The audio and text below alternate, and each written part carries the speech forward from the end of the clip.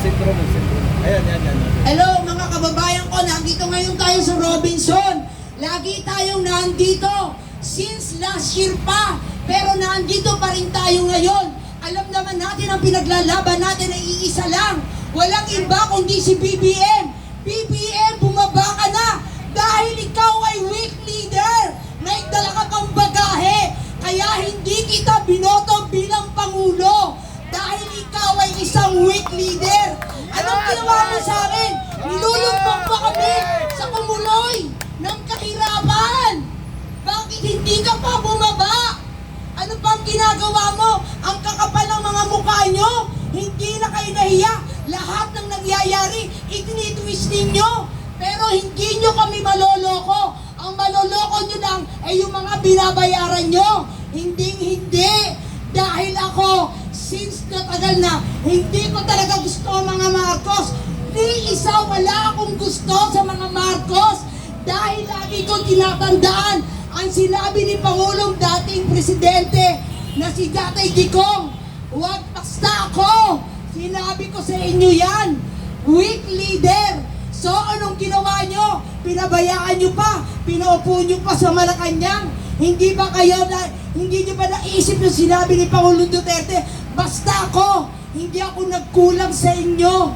Pero binoto pa rin. So ngayon, ano nangyari? Di ba tama si Tatay Digong? Ayan, nangyayari na. Anong nangyayari na? 3 years pa lang ha. Sa 3 years na yan, ang dami ng mga hindi magandang nangyayari sa bayan natin. Bakit ngayon? Nandiyan pa rin kayo. Bumaba kayo, lalo ka na si Tambaluslos at si Saldi ko ha. Huwag kayong ganyan dyan. Kasi kayong lahat ay magkakasagwat. Kayo ang punot dulo. Kung hindi nyo pinirmahan, yung mga gaan ng year 2025, hindi magyayari yan. Tapos sasabihin nyo, wala kayong alam. Bakit wala kayong alam? Naging Pangulo ka pa. Ikaw, Bongbong Marcos, lahat ng sinasabi ng mga nakapaligid sa'yo at yung mga gabinete mo, pag nagkamali yan, pagkakamali mo na rin yan.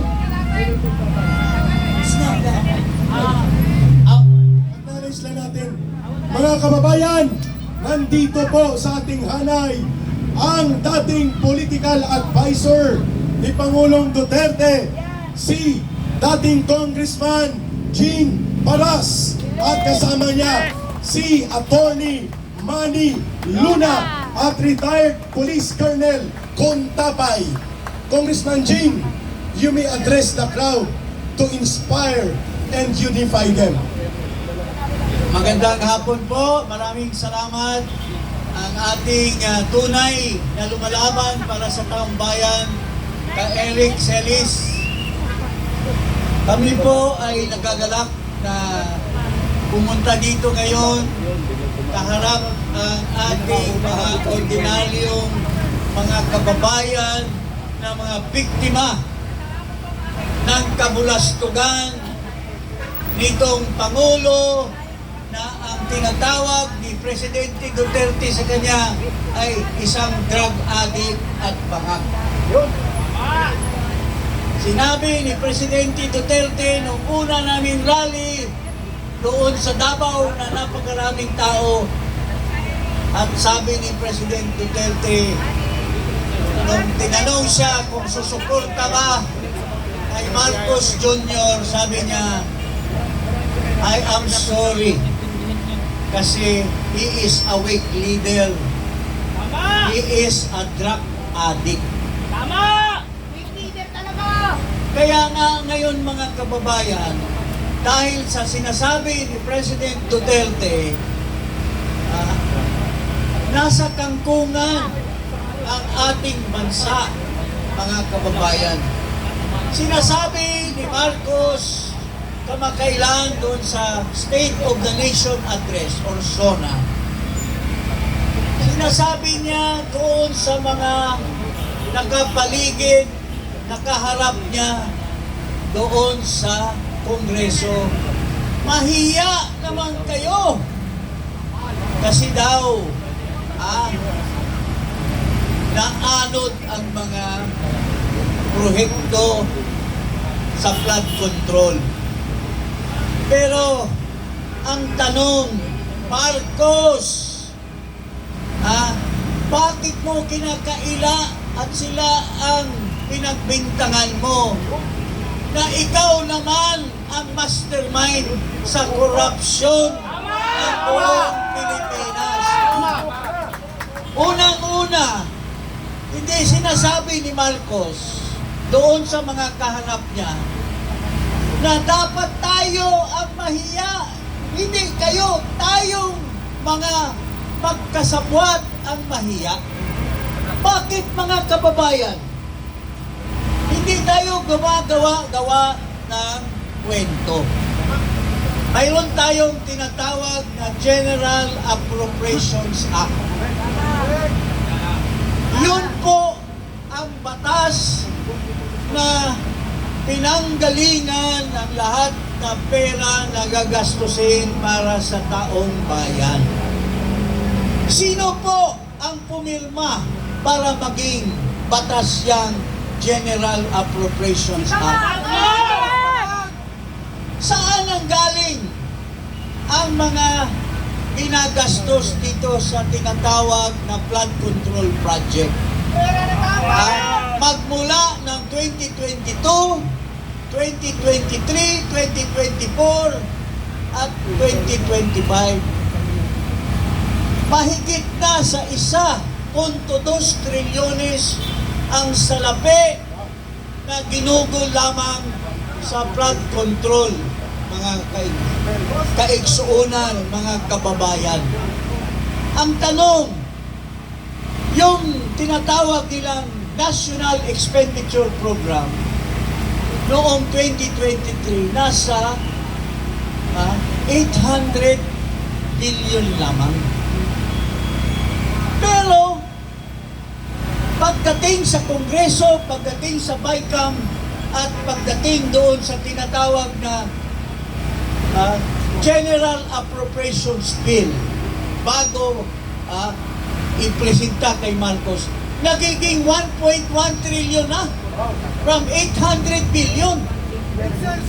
Kung ikaw ang Pangulo, kung ikaw ay hindi bobo, kung hindi ikaw hindi estupido, kung ikaw ay hindi tamad, at pinag-aralan mo yung trabaho mo, hindi mo dapat palusutin yung siningit na 300 billion.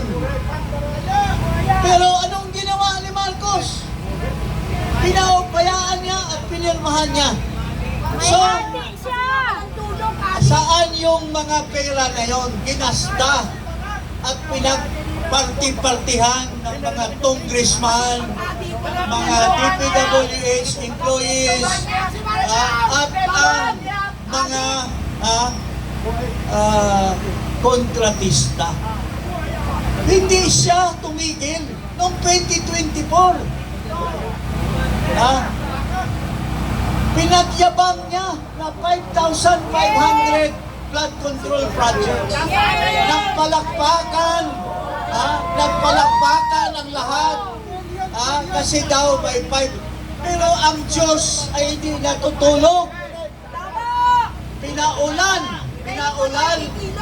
pinabaha, at walang 5,500 projects ang naiwan. Puro lang pala ghost projects. Pero noong 2025, sinabihan na siya na ang BICAM puro blanco. Pero pagdating sa General Appropriations Bill, pinagyabang niya na re-reviewin, pero pinirmahan pa rin niya. So, sino ngayon ang numero 1 mastermind sa paglustay ng pera ng bayan? Isigaw natin kung sino ang mastermind sa paglustay ng pera ng ating gobyerno. Bongbong Marcos! Bongbong Marcos! Bongbong Marcos! Mastermind! So, mga kababayan, isa lang ang sigaw ng taong bayan. Marcos alis dyan! na isa lang ang sigaw at hindi lamang ito ang rally ngayon, itong Black Friday. Tuloy-tuloy na! Ha? Tuloy-tuloy na ito! Walang uwian! Walang pili. Walang pili ang taong bayan kung ano ang ideolohiya mo, ano ang relihiyon mo, ano ang pinag-iisipan mo. Isa lamang ang sigaw ngayon ng lahat nating mga kababayan. Marcos, ikaw ang pinanggalingan ng lahat ng kabulastugan ng bansa natin. Sige po. So mga kababayan, Tara na! magkaisa tayo. Marcos Rizal! Marcos Rizal! Mga kababayan, isa lang ang sigaw ng ating mga Pilipino. Marcos, alis na dyan, Marcos. Alis na! Saldico, bring home! Bring him home! Si Saldico, bring him home! Papunta na tayo Saldico, bring him home! mga kababayan. So dito na lamang, marami pa magsasalita. Hindi naman ito ang pinakahuli. Ito lang ang isa sa pinakahuli na rally na Si Saldico, bring him panawagan home! si Marcos. Saldico, bring him home! Saldico, bring him home! Saldico, bring him home!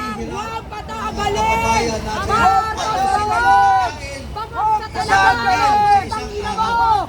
So, magkaisa po tayo. Okay ba tayo magkaisa?